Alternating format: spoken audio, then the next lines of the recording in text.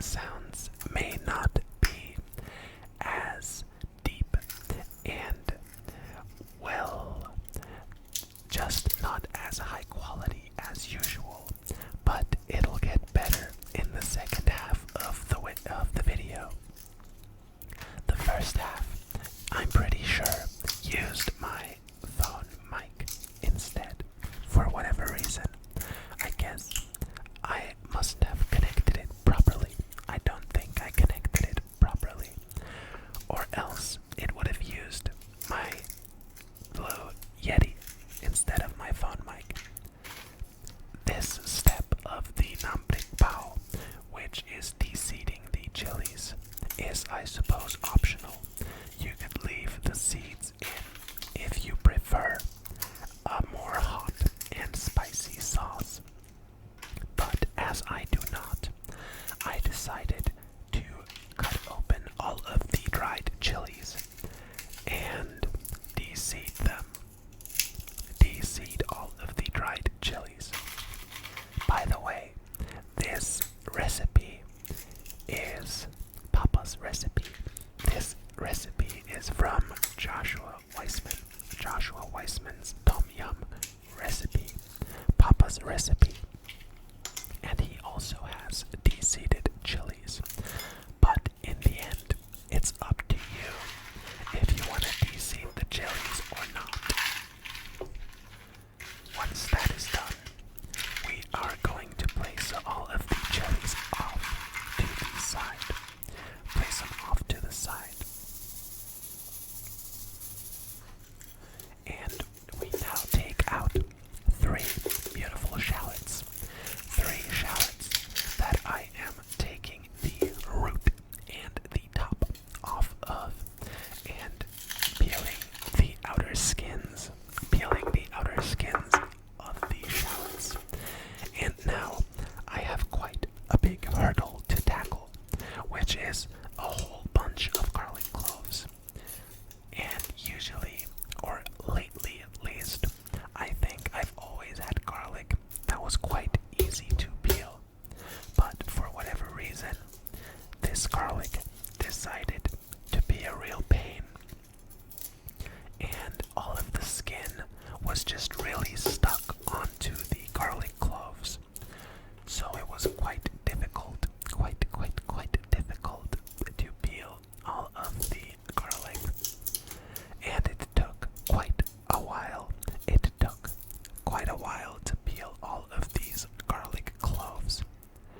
But the more garlic you put in your Nam Prik Pao, the more like garlic it is going to taste.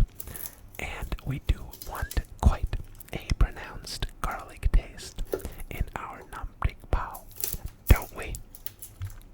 So we're gonna peel all of the garlic for that purpose alone. And after that, we're gonna be done with the garlic for today. No more garlic peeling in this video. Now we're going to slice the garlic as evenly as we can. You want all of these slices of garlic to be roughly the same thickness, roughly the same girth of garlic slice. Because we're going to fry them in some hot oil, and if some slices are much thinner than others, some slices will still be soft, while others will be burnt to a crisp. Now we move on to the same procedure with the shallots, and we're also going to slice the shallots.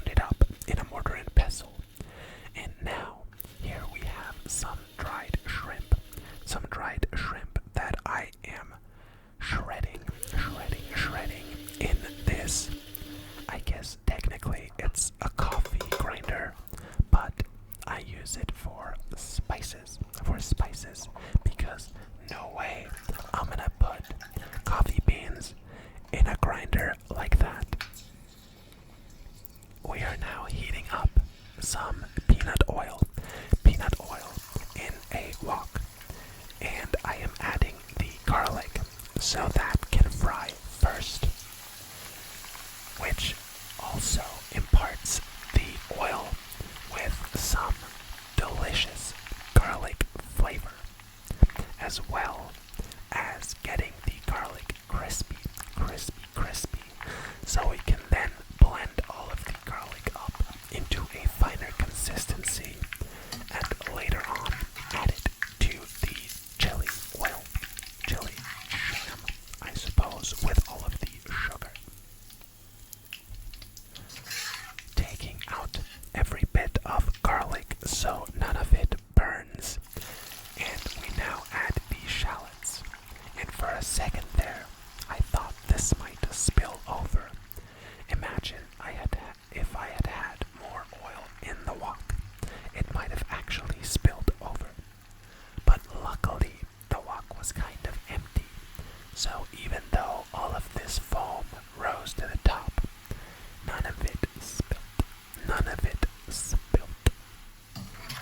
After these shallots are nice and crispy as well, we're going to remove those from the hot peanut oil. Also, we're going to take every last bit of crispy, crunchy shallot out of this hot peanut oil. And lastly, we're going to add the chilies. Now these are already dried and don't have a lot of moisture. And honestly, I left them in for just a smidgen too long and got quite the panic when I saw them turning dark red brown after just a couple of seconds. So I took them out as quickly as I could, and luckily none of them are quite burnt. They're very dark, very dark, but they're not quite burnt, luckily. I am now adding the shredded shrimp to the hot oil alongside all of our ground up palm sugar. And all of that palm sugar is now going to dissolve in the hot oil. The sugar is going to melt in the hot oil, and we're adding in some tamarind paste, as well as some shrimp paste. This is tamarind paste and shrimp paste that we're also adding to the hot oil, and that is foaming quite a bit. And now we're adding some fish sauce, as well as all of our shredded garlic, shallots, and chili that sadly, when I recorded the shredding, I didn't actually record because I forgot to press record, sadly. So you're just gonna have to believe me when I say I ground up all of the shallot, the garlic, and the chili in a tiny KitchenAid food processor. Now we're just gonna let that simmer for a bit, and our Nam Prik Pao is ready. Now we are in the section where I'm actually using my microphone instead of the phone mic. So enjoy. We have three stalks of lemongrass that I am taking the bottom bit off and peeling the outermost layer. I'm peeling the outermost layer of the lemongrass, so it is a bit softer. Not that it matters in this application, actually. We're also going to pound the lemongrass so it releases some more of its beautiful flavor. And next we have a knob of galangal.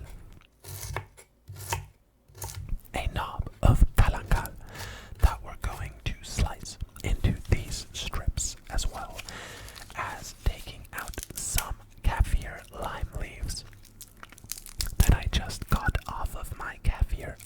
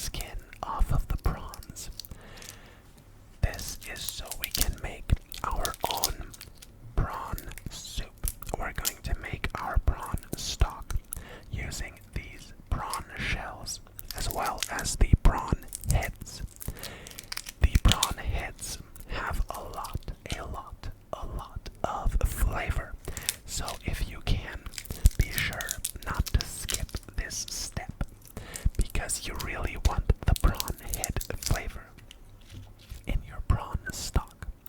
Also, we're going to leave one of the prawns whole so we can later on use it for a garnish in the final product.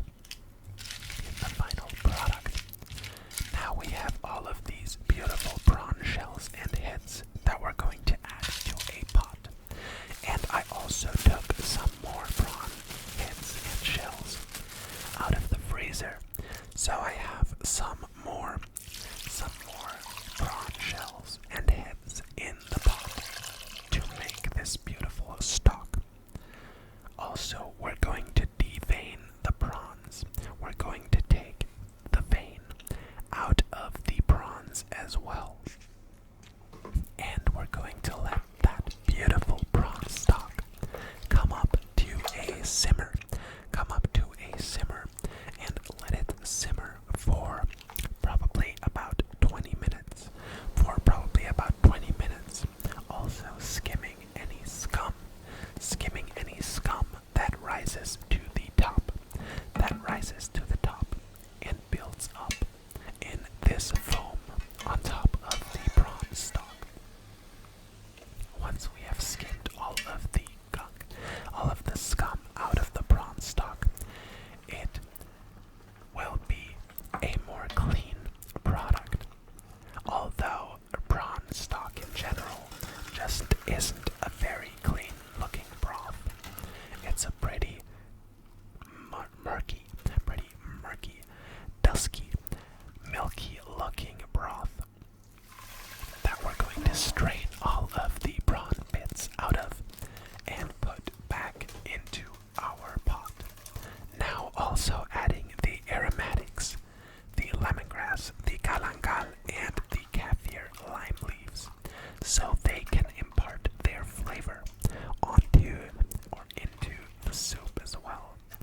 Then adding the mushrooms because they take a couple of minutes until they are softened. We're gonna add the mushrooms so they can soften in the hot boiling soup. The mushrooms soften much quicker than if the soup were cold. Now we're adding a generous amount of our previously made Nam Prik Pao that we're going to mix into this soup. It is quite a thick consistency, quite jam-like, also very sweet. So we're adding that to the soup, as well as a couple of glugs, a couple of splashes of fish sauce. And we're now going to give that a taste. Also, the lime juice comes as kind of a last step because we don't want the soup simmering when we add the lime juice. So all of the lime's more delicate compounds stay intact and don't get boiled off. I am now adding the prawn that we kept whole to the stock and getting a plate for this soup so we can enjoy the soup. I am grabbing this white plate. Also, I have some Thai basil that we're going to add as well. And I am